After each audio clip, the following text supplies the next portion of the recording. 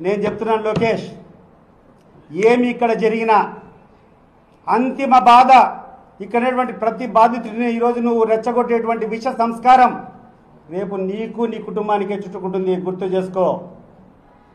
లేనిపోని అల్లకల్లోలాలు సృష్టిస్తున్నావిడా. గుండెల్లోంచి వచ్చేటువంటి మాట నేను చెప్తున్నా. ఇక్కడ అందరూ ప్రశాంతంగా ఉన్నారు. నువ్వు మాట్లాడుతున్నావు, మేము మాట్లాడుతున్నాం. నువ్వు ఫెయిల్ అయినావు, మా రెస్పాన్సిబిలిటీ మేము చెప్తున్నాం. రాజకీయం నువ్వు చేస్తున్నావు, నేను చేస్తాను. నాకు హక్కు లేదా? నాకు హక్కు లేదా రాజకీయం చేసేదానికి? నాకు నోరు లేదా? లేకుంటే నేను ఈ దేశంలో నాకు ఆ స్వేచ్ఛ లేదా? నువ్వు చేసేటువంటి తప్పులు ఎండగట్టడానికి. ఈ తప్పులు ఎండగడితే నువ్వు కూర్చొని మీ వాళ్ళని కూర్చొని ఫిజికల్గా దాడి చేయమని చెప్తావా? ఫిజికల్గా బెదిరించమని చెప్తావా? ఎవడు భయపడతాడయా? ఎవడు భయపడతాడు?